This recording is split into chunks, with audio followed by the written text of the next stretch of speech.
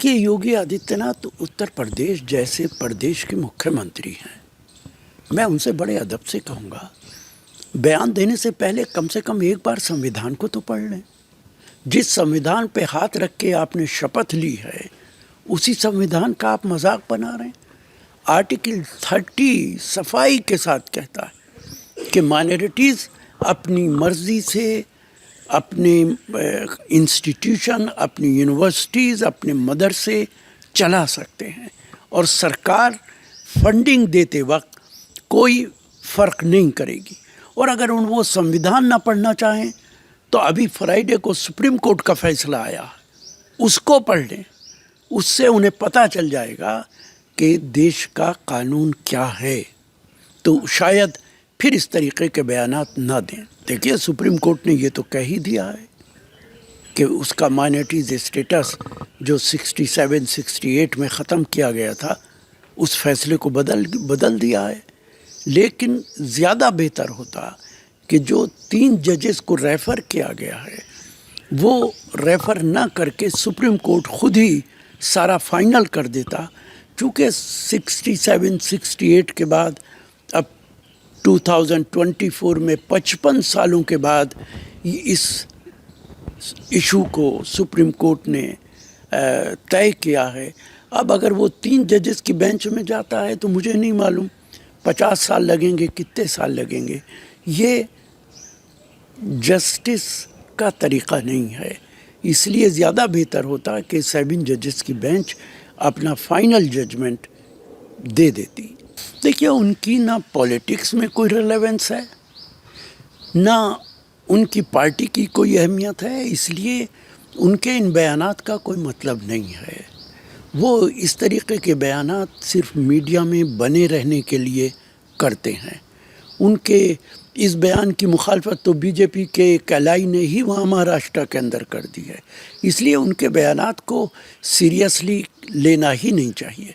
देखिए, संविधान को नकली बनाने वाले लोग जो कहते हैं वो संविधान की बेइज्जती करते हैं, और उनकी तो आदत है। उन्हें संविधान की ना हैसियत मालूम है, ना अहमियत मालूम है, ना उसकी इज्जत करते हैं।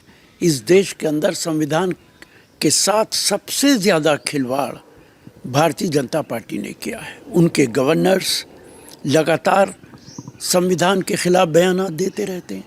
उनके मंत्री, यूनियन मिनिस्टर बिहार के कह रहे हैं कि मुसलमानों से दुकानों से कुछ ना ख़रीदा जाए, हिंदुओं की दुकानों से ख़रीदा जाए।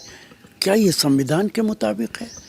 प्रधानमंत्री और मुख्यमंत्री जो नारे लगा रहे हैं, बटोगे तो कटोगे, एक रहोगे सेफ रहोगे, क्या ये नारे संविधान के मुताबिक हैं? मिट्टी में मिला देंगे, ये संविधान के मुताबिक हैं? एक मुख्यमंत्री कहता है कि सब्जियों की कीमत मुसलमानों ने बढ़ा दी, ये संविधान के मुताबिक है? संविधान का सबसे ज़्यादा खिलवाड़ अगर किसी ने किया है तो वो भारतीय जनता पार्टी के नेताओं ने किया है। देखिए, अमेरिका के लोग हैं, जिसे पसंद करें उसे बना देंगे। अब वो कहाँ जाते थे, कहाँ नहीं जाते थे। उनके खिलाफ 34 मुकदमे पेंडिंग हैं। उनके खिलाफ कहा जाता है कि इनकम टैक्स नहीं दे रहे थे, $750 सिर्फ इनकम टैक्स दिया है। तो उनके खिलाफ तो बहुत सारे मुद्दे हैं, लेकिन इसके बावजूद वहाँ की जनता ने उन्हें चुना है और भारत के अंदर भारतीय जनता पार्टी खुशियाँ मना रही है। तो ये बातें तो मेरी समझ से बाहर हैं। देखिए, वो रिटायर हो गए हैं, बहुत सारे जजमेंट उन्होंने अच्छे दिए, बहुत सारे बयानात उन्होंने ऐसे दिए जिन पे लोग उंगलियां उठा रहे हैं। राम मंदिर और बाबरी मस्जिद का जो फैसला किया, उस पे उन्होंने कहा कि मैंने भगवान की शरण में जाके फ़ैसला किया। तो अगर सारे फैसले सुप्रीम कोर्ट के जजेस भगवान की शरण में करने लगेंगे तो फिर संविधान का क्या होगा?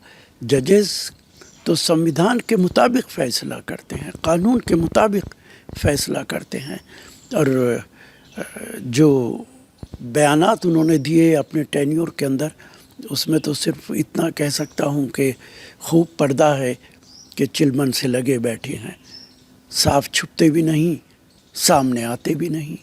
बात आप इंसाफ की भी करते हैं और देश के प्रधानमंत्री को अपने घर पे पूजा के लिए भी बुलाते हैं। देखिए, हरियाणा में भी कांग्रेस हारी नहीं है, कांग्रेस को हराया गया है। मैं बार बार कहता हूं कि सारे विपक्ष को चाहिए कि जब तक ईवीएम का चुनाव हो, ईवीएम से चुनाव हो, उसको बाइकाट करना चाहिए। बैलेट पेपर से चुनाव होना चाहिए, तभी फ्री एंड फेयर चुनाव हो पाएगा। जो हमारे इलेक्शन कमिश्नर्स हैं, उन पे देश की जनता बहुत भरोसा नहीं कर रही है। अगर महाराष्ट्र के अंदर ईमानदारी के साथ चुनाव होता है तो निश्चित तौर से कांग्रेस पार्टी और कांग्रेस पार्टी के एलाइज वहाँ सरकार बनाएंगे। जनता हमारे साथ है और जनता चाहती है कि वहाँ पे उन लोगों की सरकार को बाहर का रास्ता दिखाए जिन्होंने हॉर्स ट्रेडिंग के ज़रिए, कानून के दबाव बनाकर, ईडी और इनकम टैक्स और सीबीआई से डरा के सरकार बनाई है, लोकतंत्र का मजाक बनाया है।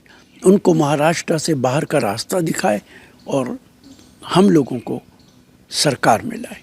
देखिए, मेरा मानना है कि विचारों के खिलाफ एक दूसरे के हो सकते हैं, एक दूसरे के विचारों की मुखालफत भी की जा सकती है, लेकिन जब कोई नेता दुनिया में ना रहे तो उसको क्रिटिसाइज करना मर्यादा के खिलाफ है।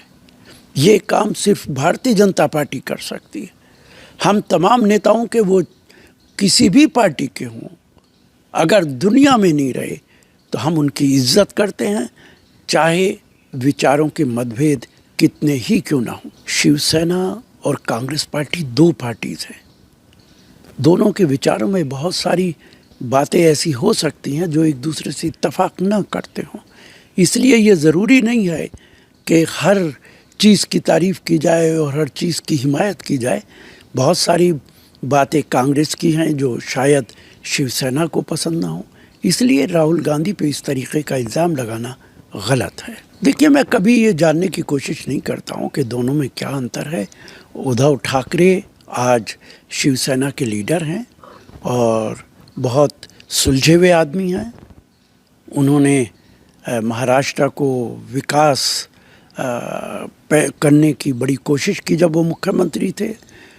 कांग्रेस और उनकी पार्टी का अलायंस है और मुझे लगता है कि उन्होंने बहुत सारी बातें ऐसी हैं जो महाराष्ट्र के लिए फ़ायदेमंद हैं और उन्होंने उन सब बातों को माना है।